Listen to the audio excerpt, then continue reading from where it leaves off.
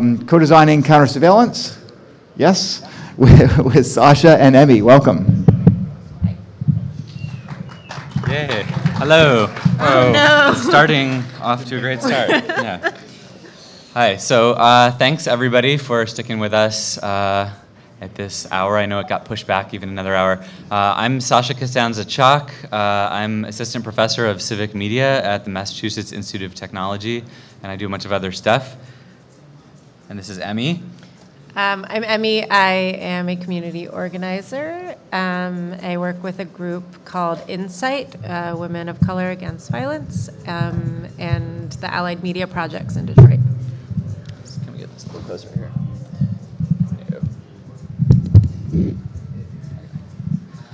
Cool. Yeah, so some other things that we do. I'm a professor in comparative media studies at MIT, a fellow at Berkman. We're both on the board of Allied Media Projects. If you don't know about Allied Media Projects, you should check out alliedmedia.org, Allied Media. It's an amazing conference of activists and media makers and cultural workers from around the country and around the world. 2,000 people come together in Detroit every year, and you definitely want to check out Allied Media Conference. So this is what we're going to do today in Codesigning Countersurveillance. We are at item 1. I guess it should have been item 0. Sorry. We're going to kick off actually with some small group breakouts. So we've noticed that here at HopeX, pretty much everything is people talking at you, unless you're down in the hardware workshop space. And we don't typically like to do workshops that way. So we want to actually have you turn to the 2 or 3 people near you, and you're in an uncomfortable arrangement to do that with your chairs, so you might need to spin your chairs around a little bit. And we're actually going to talk to each other for a few minutes here about surveillance before we jump into the overview of the counter-surveillance projects that we designed in the Codesign studio at MIT. So do that now. Turn to the person next to you or the 2 people next to you. You might need to move a chair. We might want to be in groups of like the minimum of 3. Groups right? of 3. At least 3 people. What is our question again? We'll give it to you. We'll give you your question when the time is right. Make it annoying.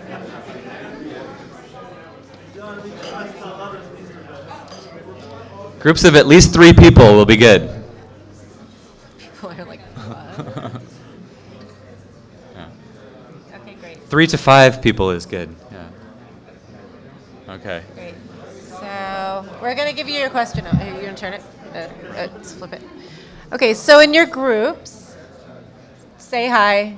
Hi. Okay, great. The first question we want you to take, each person to take, I don't know.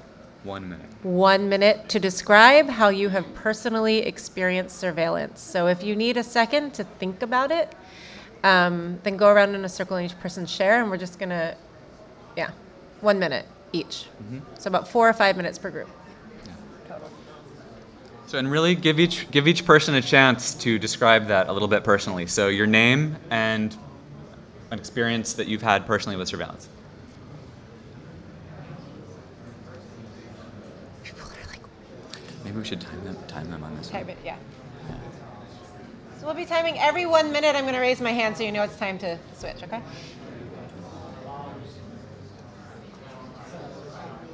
That's great. Some people are not talking. Right.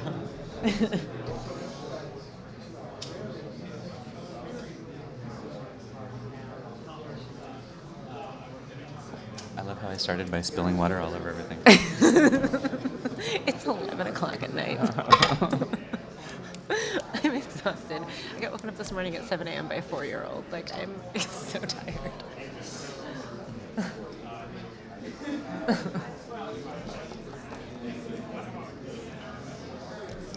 30 more seconds for the first person to finish.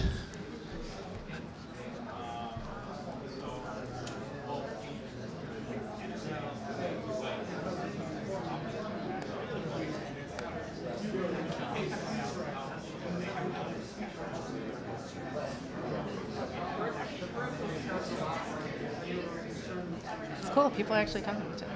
Nice.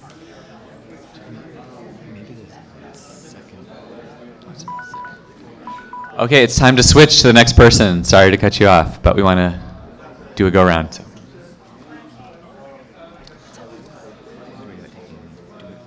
Fully do another full go around. Second question, probably not. What's the second question again? What makes you feel secure? But we want it. Oh, you mean like report back go around? Well, no, because we had another question, which is what makes you feel secure. I just find it's 5 minutes each. Okay, so 5 minutes for each group, and then do you want to do like 60, 90 seconds of people shouting out things they hear from this, and say, okay, we're going to have you shout back a couple of things, we're going to take notes on it, and then we'll move on to a second question, do the same thing, and then we'll go to the rest of it. No, let's just do one shot back at the end. Huh? Yeah, we just started getting a group. Get in a group, yeah. The question's up there. Okay, almost time to switch. Okay, almost time to switch to the next person.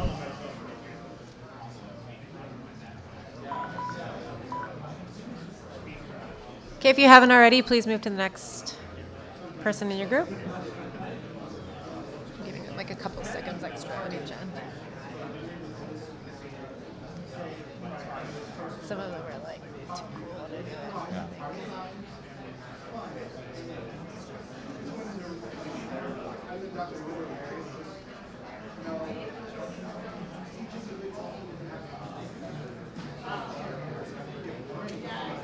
We're hacking the format of HopeX. Nice.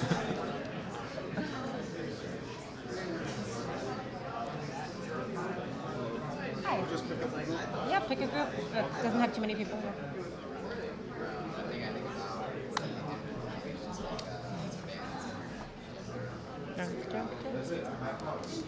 Huh? I love that happens in a group. That guy's drunk. Who's that guy? Do you know him? What? Do you know that guy who just had no face? His face is bright red. Huh? He's really Oh, nice.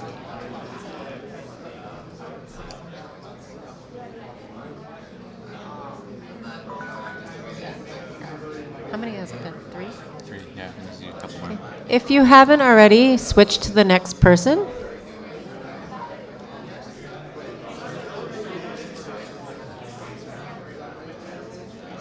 Maybe you should say they don't hear a woman's voice. What? Do you know this study about how like Oh, people listen to they don't hear men's voice? Yeah. Give them a minute.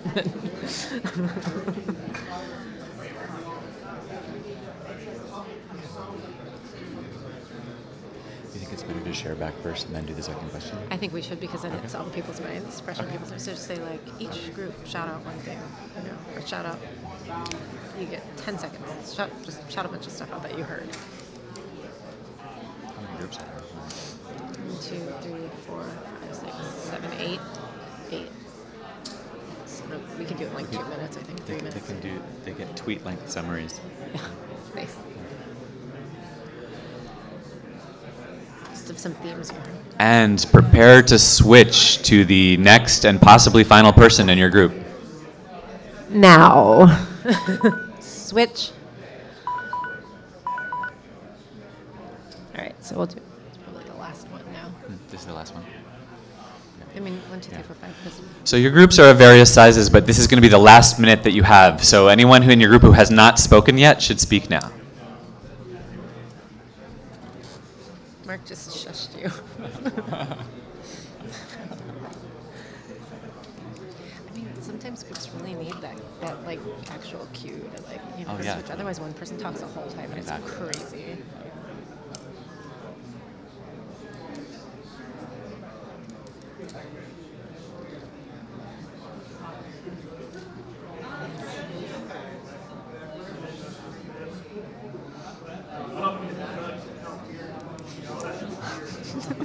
So funny. This is my life now that I go to like techie conferences and talk about stuff. I was at RightsCon. I was like, what is this world? Okay, it's ending. Okay. I'll beatbox to end it. If you want to.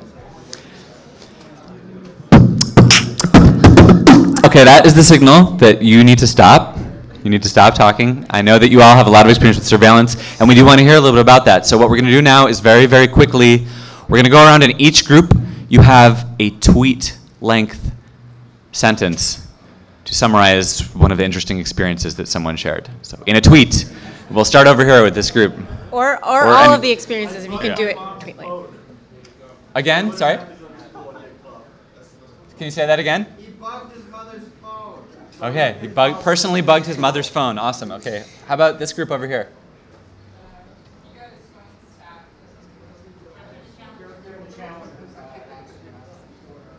A reporter. Can you speak a little bit louder so people can hear you? Sorry. Oh, sure. My phones were tapped home and office during the Challenger accident. Not by the government, but by contractors. Okay, that's more like a Tumblr. So, okay, awesome. That's yeah. Clearly, my girlfriend likes to call and turn on the frontal locator on my cell phone without my knowledge. Great example. How about this group in the back here? Sure, you. Corporate surveillance is freaking us out. Plus, some of us have some very hardcore human rights issues. Another group? Yeah. Growing up in London or DC, having security cameras on every street corner. Growing up in London or DC, having security cameras on every corner. Yeah. Any other group over here, maybe? Petrie? Finding out through a friend of a friend who worked at a photo developing place that the police were taking pictures of our trash and the flyers that they found in our recycling. Police digging through your trash for your flyers. Yeah. And this group here. How many of you are old enough to remember party lines? How many of you are... They weren't fun. Your neighbors could listen to your phone call. Okay, neighbors listening in to your party line conversations. 900 megahertz. At 900 megahertz. Okay, we are now... We got one more. Well, one more group. Sorry. Yeah, shout it out. We plead the fifth. We plead the fifth. I used to work at a hardware manufacturer that had an interesting experience with the NSA releasing their fun information in the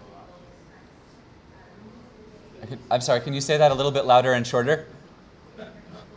sorry, I said I used to work at a network hardware manufacturing company and had an interesting experience when NSA released a lot of like with their intercept. Okay. NSA Intercept at your hardware company. Cool. So next. So we're going to do another one of these, I know. It's late. It's late, but we're trying to break But it's things up. important. So this last question, second and last question, is what makes you feel secure? And we would like the same sort of thing, maybe a little bit shorter, maybe 45 seconds each. So we'll give you like 30 seconds to think about it and go around, okay?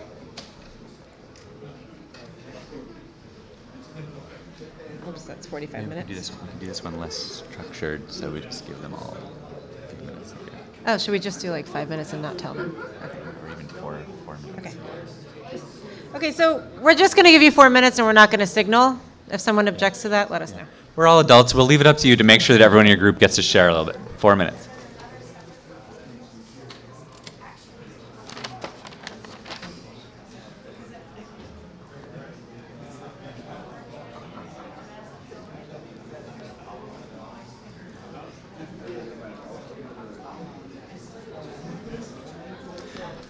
I like how we didn't even attempt to put times on any of our items. We didn't have time. We had 30 minutes. We pulled this together. It's okay. We started like 10 or 15 minutes late, right? About 10 minutes. It's just interesting. I don't know this audience that well.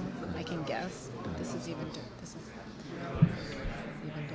Like, kind of DKG type hikers who are like social justice activists, who are like people who kind of rise up, like they're total nerds, but like they're sort of like right. Yeah, there's like a subset of that crew here, but it's not the majority. Right. It seems like that. And the RightsCon was like big ass NGOs. Right. So how long is your summary of points going to be? I don't know. Like 3 or 4 I think minutes it's kind of 3 or thing? 4 minutes. Cool. Yeah, Is that cool. okay? Yeah, totally. And then that'll give me like 20 minutes for the project. There's like 6 colors. I guess some of them I'll just barely touch on, and then a couple others I'll go into a little bit more, and then we'll just talk. We'll talk about like how the code is, like how it works, how can you work with community-based groups. So what was the description of this for people? What did they see? Yeah, I mean, it was just basically about like intersecting systems of surveillance that we don't pay attention to all equally, and it was like co-design is an approach to deal with this, but the description didn't have a description of the actual project. So, I mean, I'm just going to like quickly run through the projects that came out of the class, and there's a presentation for each project, but I'm not going to do a full one. I'm just going to like show a couple slides from each presentation, give people the gist of it, maybe go a little deeper into one or two, and then tell them they can find out more on the Codesign website. Then I have some like closing slides, and then just talk. How much longer do they have? Like 1 minute. Okay, you have 1 minute left. What makes you feel secure? Think about it. I'm curious to know what the people who said they have like human rights. I don't know what they were talking about. They're saying that we have like some serious human rights issues that we're dealing with. This group of men.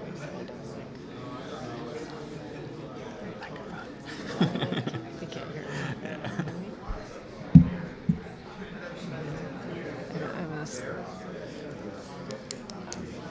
Their hearts with the MC Catcher app. What's that?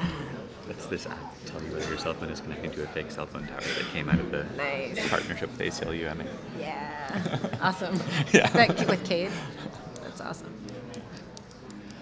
30 seconds.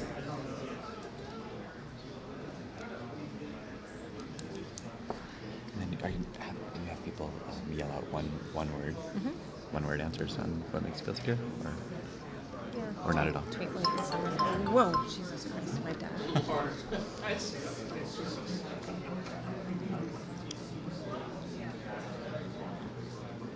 All right. We're done. Okay. So you would just have them popcorn it? Yeah. Okay. Okay, you're done. That's it. Stop. So now just popcorn out some of what people came up with. Popcorn means you just shout it out when the spirit moves you. What's that? Bank insurance. Multiple identity? Plausible. Oh, plausible deniability. That's even better than multiple identity. Yeah. Backup tapes. Nice. Having root. Strength in numbers, and what was this one? Deadbolt locks. Conscious threat model? Family and conscious threat modeling. Nothing. Infinite resources. Infinite resources? No, finite. Oh, okay. What did you say, I'm sorry? Mafia connections. Health elections. Mafia connections. Makes sense. Mafia collections. Okay. I don't know what that means. Okay. Okay. Go for it. Okay, cool. So the purpose of that exercise, I mean, hopefully you just had some good conversations, but we are just trying to point out that even in this room, people have differential needs based on sort of the different needs for safety and what makes them feel secure based on the different ways that they've experienced surveillance. Seems pretty obvious, but sort of fundamental to what we're going to talk about. So I'm just going to introduce myself and talk a little bit about sort of framing how this work has happened. I come from a community organizing background. I'm not a techie. I'm not a hacker. I am at a hacker conference. I am not one. But That's plausible deniability. right. But so I guess, you know, in the work that I've done doing community organizing, we have been talking about the issue of surveillance for a really long time. It's nothing new, I guess, to people who are doing social movement work. If you look at something like COINTELPRO or something like that, right? So we have this sort of historical context that's been proven. And then sort of when this issue became more of part of the sort of national conversation, people I worked with got really excited because we thought, okay, this is great. We'll have a lot more people who are talking about the issue. We can finally connect with some of the people who have been building tools and working on solutions to some of these concerns. And so we discovered through that process of sort of reaching out to different groups who are working on mostly tech-based solutions to these concerns, that there is a gap in conversation.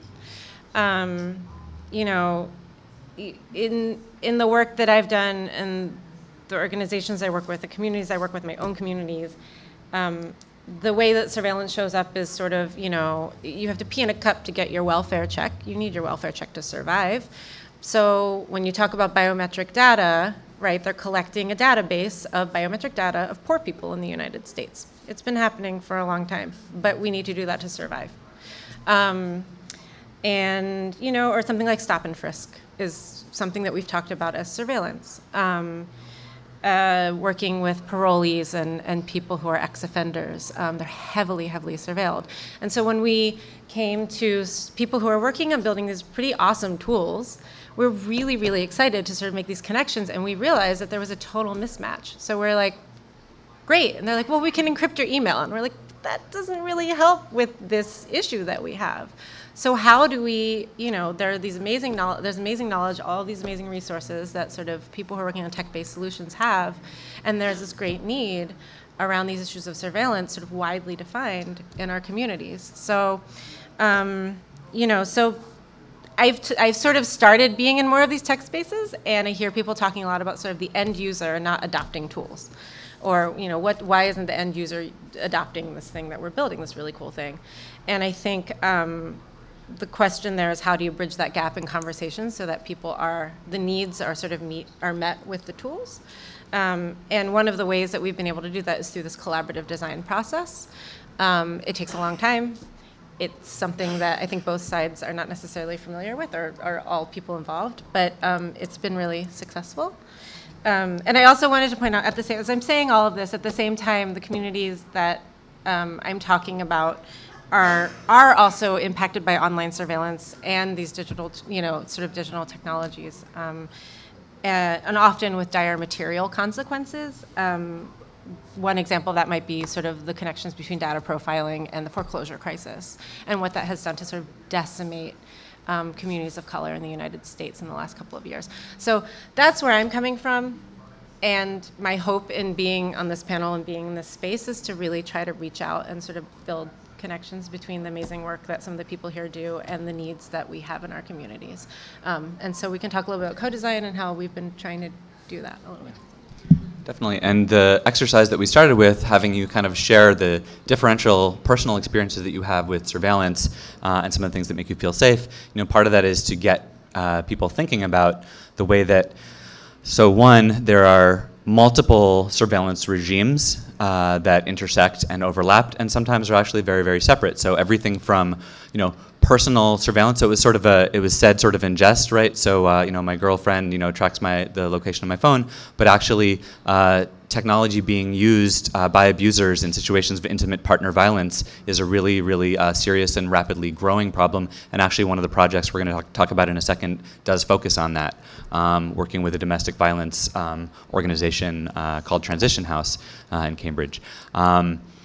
You know, communities of color face differential surveillance than white folks do, and so stop and frisk, which, you know, has been formally overturned, but still is taking place, you know, informally, differentially, you know, targets especially young people of color, especially young men of color, but also gender nonconforming folks of color. So here in New York, organizations like Streetwise and Safe are doing work to try and document and demonstrate and fight back against NYPD's practice of singling out queer presenting youth of color and on the assumption that they're doing sex work, then targeting them for stop and frisk and for arrest. So we could sort of keep going on talking about all the different intersections of identities and surveillance systems, from police in New York City schools, and actually another one of these projects talks about that, all the way to the interpersonal violence surveillance systems that abusers deploy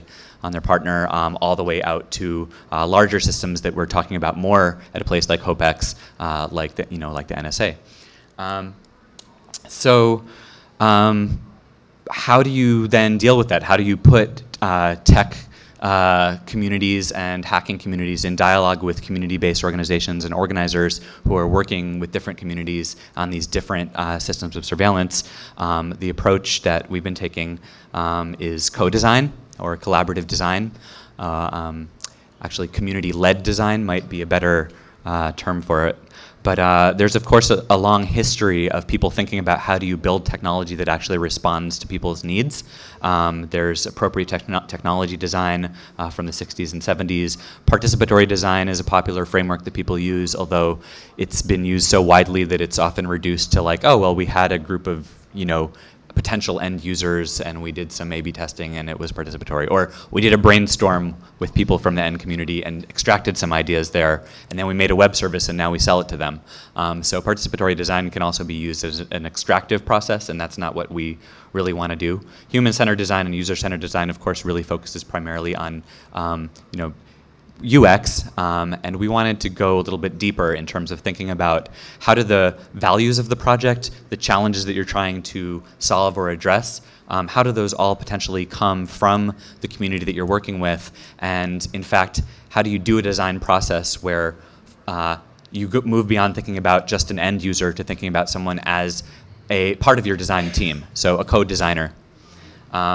So now, we're just going to share with you a few of the projects that came out of the latest iteration of the Codesign Studio. So this is actually a course that I teach at MIT. I've taught it a number of times, and this year we did it focusing on countersurveillance. And I'm just going to quickly sort of walk you through a couple of the projects that came out of this process and a couple of the partners as well. So the first one I'm going to show you is a project called Bedtime Stories. This was done in partnership with Detention Watch Network. Detention Watch Network is a nonprofit organization that works on documenting and fighting the expansion of the detention and deportation system in the US. Does anyone know how many people the Obama administration has deported? Yeah, much closer to the first answer. So over 2 million people have been detained and deported by this administration. That is more than any previous administration. And one piece of the detention and deportation system is this crazy thing, which is called the Detention Bed Quota. Raise your hand if you've heard of the Detention Bed Quota. Okay, a few people in the back, right? Who were in the co-design class, right? So there's a congressional mandate. It's part of the budget, federal budget appropriations bill. It's been renewed over the past couple of years. That says that 34,000 beds that were built, actually by most of them by private contractors, have to be filled every night, or the money won't be released to DHS. So we built these beds, and now we've got to fill them, right? That's not kind of an awesome thing to do. And so this project came through, I won't walk you through the whole design process because we've got a lot of projects to look at, but this was a project to call attention to the fact that there is a detention bed quota in a way that would be sort of compelling. So these students came up with this microsite called Bedtime Stories, and they did these overhead shots of people sort of tossing and turning in beds. Which is sort of visually arresting, and then when you do rollovers, you get quotes about the system, quotes from people who have been through this system. We've been given expired juices, apples with worms in them, Jell-O that tastes like soap, et cetera, et cetera. So basically trying to sort of put more of a human face on people who are suffering through the system. And then at the bottom, we've got these stats. The top one is nights stolen by detention since the quota began, and the bottom is the amount of money spent on this detention system since the user arrived on the microsite. And then, we ask people to, tweet it out. People that are illegally immigrating into my country? We're going to move on to the next project. The next project we did was with the ACLU of Massachusetts. Cade Crockford was the person that we partnered with, and we developed a project called Spidey App. So this came out of a case that the ACLU is currently doing in Florida around IMSI catchers. You all know about the ACLU. You may know about the Guardian Project. And together with some of the students in the Codesign class, they came up with this. So go to spideyapp.com and you can sign up to actually receive the release. This is a free open source project that Guardian Project is gonna put out, which is to tell you whether your phone is connecting to an IMSI catcher. The way that we decided to approach doing that was to basically do a diff. So you bring your phone to a place where you're gonna say raise your hand if you know what an IMSI catcher is.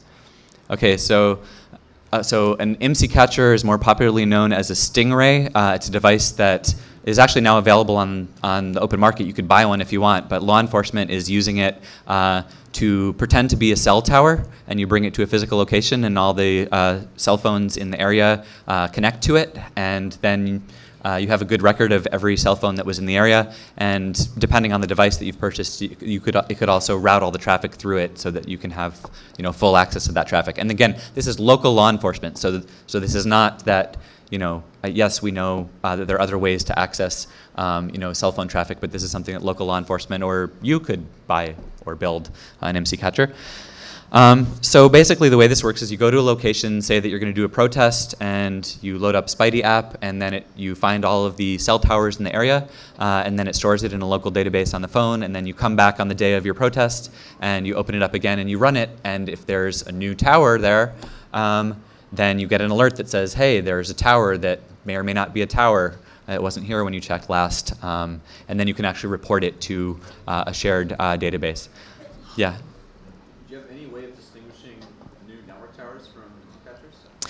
We don't right now. There isn't a really good, freely available and accessible, public database of all of the towers. So we do check the towers against. There are some other services that have tried to build sort of a crowdsourced database of that, and so we check against that. So the short answer is no. We don't know what it is. We just know it's a tower that wasn't there last time you looked, and so then it's up to you to investigate further. The real point, of course, of this app is to draw attention to the fact that IMSI catchers exist, and law enforcement in Florida, actually, we know from a case ACLU is doing, deployed them over 800 times without warrants in the last 2 years. So you can download that at bit.do/Spidey. And I'll tell you later where you can access all of these. It's currently Android only. How much time is? Oh, I should go quick. I'll go quicker. So I'm not going to be able to talk about all these projects and have a chance to talk at all. We have like 15 minutes left.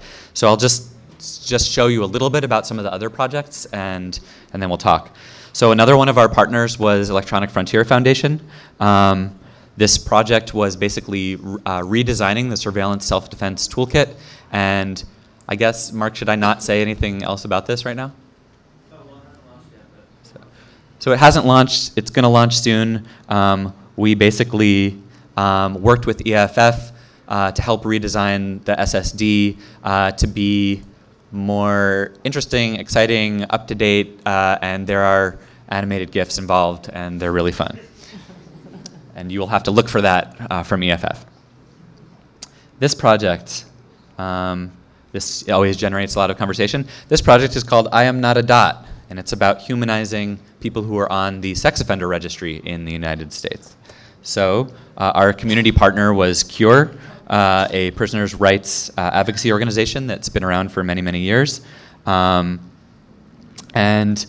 what is the problem with the sex offender registry? Well, there's a lot of problems with it, which we won't have time to fully discuss right now. But one of the problems is that you can be on it for anything from, in some states, public urination, to consensual sex between minors, to serial rape of strangers. And all of those things will put you in a public database, which people will then browse and access and use to keep you from getting access to housing and employment and so on. So there's a lot of problems with this database and the way that it's deployed. And so the goal of this project was to let people know about the work that CURE is doing around challenging the way the database is currently set up and what can be done with it. Another problem with the database is that even for the most severe offenders, there's actually the only empirical studies that have been done of the impact of the sex offender database are that it actually increases recidivism rates. Why? Because if you can't get access to employment or housing or you're basically excluded from society, then that makes it much more difficult for you to form social bonds and reintegrate yourself with society. You're more likely to reoffend. But that doesn't matter because what politician is going to say, I think we should eliminate the sex offender registry? None, right?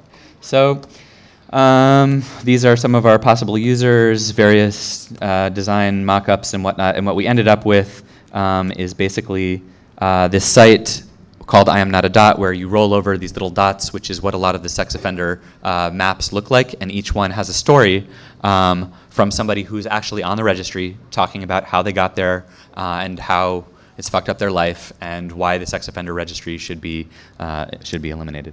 For example, one of the people whose stories is told in this project is a guy who was 17 and his boyfriend was 15 and they had consensual sex, and the mother of the 15-year-old was a raging homophobe and so called the police, and the guy ended up in prison for rape of a minor and is now on the sex offender registry for life. He's now a Soros Justice Fellow sorry, okay, so moving on to a couple other projects. I do want to have time to talk a little bit. So we mentioned intimate partner violence and the way that technology is used as a surveillance tool by by abusers against their partner. So we partnered with Transition House, which is a domestic violence resource in the Cambridge area. And they came up with a lot of different possible project ideas through the co-design process, like a website which was sort of a wizard to let people learn about whether their phone had stalking software installed on it or not, training for people who work with survivors of intimate partner violence. One of the problems, though, that they found soon was that there wasn't very much good data about how frequently people use install apps on their partner's phone to track and monitor them. So the question was, are law enforcement, paying attention to this? Do we know how frequent this is? Does it, is it a big problem? Is it something that's only happened a couple times? And so there was no data. So basically what they did is they scraped the Cambridge Police Department database and did a bunch of keyword stuff and pulled out everything that was related to intimate partner violence and created a tool to make that data much more browsable by folks who are working on domestic violence and intimate partner violence. And they also created a bunch of infographics about how that works. I'll skip this one. Well, I'll just mention it. You can find it on the website. We ended up working with Urban Youth Collaborative here in New York, which is working in New York City school systems where 40,000 New York Police Department officers actually run security inside the New York City schools. Metal detectors, they want to put cameras in the classrooms, and they're spending money on putting police inside the schools instead of spending money on services and support for kids so that they wouldn't have to be fed right into the school to prison pipeline. And so Urban Youth Collaborative, we worked with them and we ended up through a whole bunch of different possible designs, coming up with an SMS system to basically message students that are part of the schools that Urban Youth Collaborative organizes in, to basically poll their community around how frequently they were experiencing police abuse inside New York City schools. So that's what they wanted to do around surveillance of their community. And the last project is called Infiltrated, and it's a partnership with SoMove.org, the Social Movement Oral History Tour. And this is an interactive documentary based on video and audio interviews with organizers who are from social movement groups that have been infiltrated by federal agents and the impact that had on the work that they were doing. So those are some of the projects that we came up with. As you can see, they deal with a very wide range of different kinds of surveillance systems, and they're everything from an app to an interactive documentary to an SMS survey. And so the point of all this, right, is that well, I don't know. We don't really need to do these slides. These are sort of just silly jokes. In a nutshell, the point is that co-design, and you get a cute animal because you stayed here until almost midnight. So co-design driven by real-world communities can create innovative counter-surveillance technology and social practice where it's most needed, rather than where we think would be most fun to hack on. So. What? Talk a little about the process, like how do you We only have 5 minutes. If you want to learn more about the process, like how the actual codesign process is structured, you can go to codesign.mit.edu, and you can learn a lot more. There's a syllabus there, and there's the sort of step-by-step on how we do this. And we have just a couple minutes if people want to hang out and talk or have questions. Do you have any questions? Yeah. No one's got a single question. Too much information. Your Yeah. time is up. And this is, how do you find those communities? And that is, I don't know how much of a question that is, but maybe a rhetorical question. You go. So how do you find a community to work with? I mean, I think you each have to answer that for yourself. What are you interested in and driven by and motivated by? I think it's always good to focus local is a good thing to do. So in wherever you're from, what local surveillance regimes are in play, and who's working on it already. So at Allied Media Projects, our slogan is we begin by listening, and so the idea is that wherever there's a problem that's targeting a particular community, there are people in that community who are already working on it, and so the idea is you would start by saying, what does surveillance look like in my community, and who's working on it already, and then how can I bring my skill set to bear to support their process. Have you ever thought about using infrared emitters to feed certain camera systems? Can you repeat that? Have you ever thought about using infrared emitters to defeat certain video camera systems? Have you ever thought about that, Emmy? I've never thought about that. I'd like to think about that. Yeah, that sounds like a good thing to do. Yeah. I mean, this is the kind of thing. I mean, surveillance cameras are actually one of the things that we also, where I live, work on surveillance camera mapping tours. Sorry? No, I'm sorry. I was just thinking Okay. So this is exactly the kind of thing. There's an actual need, and that might be a solution. I don't know anything about it, but. Can you say a little bit more about the surveillance tours and mapping? Surveillance camera mapping tours? Sure. It's where I live in Oakland, California. They're developing this domain awareness center. So it's connected to a fusion center. It's basically a big sort of information sharing. Cross agency. Cross agency. What's Right. that? Right.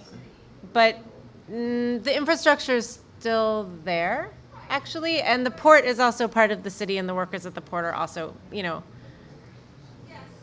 Yeah. Anyway, the point is, out of the process of organizing around the Domain Awareness Center, came sort of a working group of people who identified surveillance cameras as sort of one of the issues that we could organize around locally.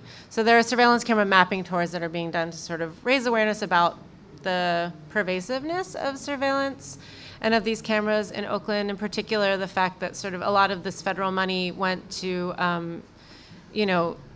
funding 700 surveillance cameras being installed in public schools in Oakland. So I actually work with middle school students around sort of some of these questions of surveillance and helping them sort of think through what it means to be, not that they need help thinking through it, but. Yeah, and so actually this goes to back to the first question around like how do you find communities and what do you do? I think actually starting by mapping out the local surveillance system in your city or town or community is a really interesting place to begin if you're looking for something. So fusion centers, domain awareness centers, the intersection between private systems that are being installed with the various agencies. Even learning about what that looks like in your particular community is an interesting process that can bring together a lot of different kinds of community groups and stakeholders to develop more of kind of a shared, bottom-up approach to counteracting, the surveillance regimes than just starting from we've all got to talk about the NSA all the time. Not that we shouldn't be targeting that too, but. Are you more interested in when you take on a project, raising awareness in the community and then providing tools back to that community? Or are you really there to steer the project all the way to the end solution to solve the ultimate goal? Like, are you about providing the pieces for the community or about solving the problem? Not that they're separate. Like where do you find yourself in the formula? Yeah. Yeah, that's a great question. I think it really just depends project to project. One of the things is that no one design project is going to solve surveillance, right? So I think that part of what's happening here is the design process itself, and certainly in co-design, that's a community organizing tool. So we're saying it's actually similar to Snowden earlier today in the keynote was kind of saying we don't want to place ourselves as these high priests of technology. We don't want to just replace another set of high technology priests who we think are deploying these systems for bad ends and we can deploy them for good ends. We actually want to more radically think about what it means to design and develop and run and maintain technology that communities actually need coming out of what it is that they want to do, and ultimately, ideally, they then own or run that project or product or whatever it is. For one good example of this would be the panel the other day on the DIY cell phone networks in indigenous communities in Oaxaca, Mexico. So if you missed that, definitely check out the recording of that. This is five communities running their own cell phone networks. That's one way to avoid the problem of surveillance by both the Mexican state and the narcos in that context. And so this is community-controlled infrastructure for them. I don't know if that really answers your question, but yes, it's about the process of design being something that's important for communities to be involved in, rather than just smart techies in a room somewhere coming up with the solution to these things. Technology is a social process as well.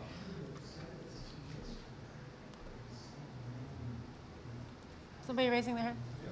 We talk about surveillance, in terms of protecting our privacy. However, sometimes surveillance is good for public safety purposes and security. So, when you guys go through your projects, is that part of the discussion in terms of arriving at some balance? Yeah, you want to talk about safety and community safety? Yeah, I don't know if I'm going to be able to I'm pretty tired, but I think it's part of a process of conversation. I can speak to the surveillance camera question with small business owners in East Oakland, for example, who own like bodegas or like corner stores. They say that actually having surveillance cameras for them helps them feel safer, right?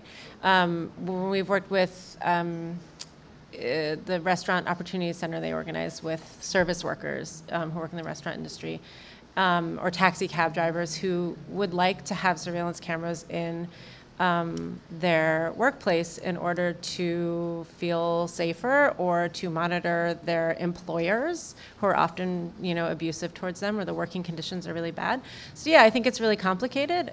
These are conversations that come up in every single situation, even when it comes to sort of domestic violence and sexual assault. Some people actually feel better if, and then it gets to the sort of larger question, sort of philosophical question about whether or not, these surveillance technologies or state intervention, police. Some people feel safer with the police. It depends on where you're socially located at the end of the day. I think that's kind of where these conversations break.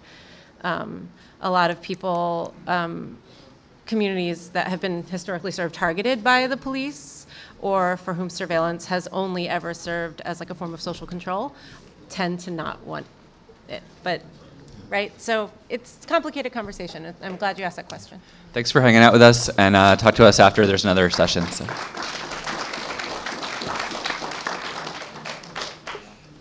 Thanks. Yeah, I was really inspired by all the stuff you've done.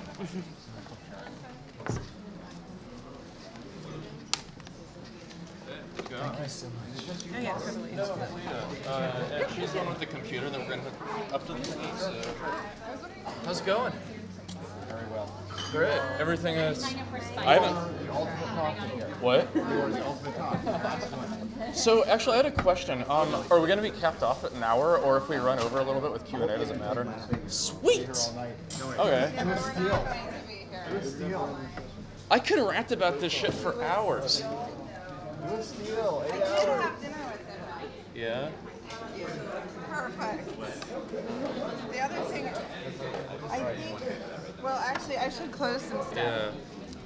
Now, like I have said, as long as I keep doing dumb things on the internet, I'll have material for a talk. That's a good thing. And there's no short supply of stupid things on the internet.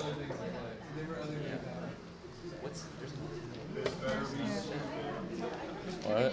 No, it's not. You might come out of the talk with PTSD from some of the government stuff that we're covering. No, it's not that bad.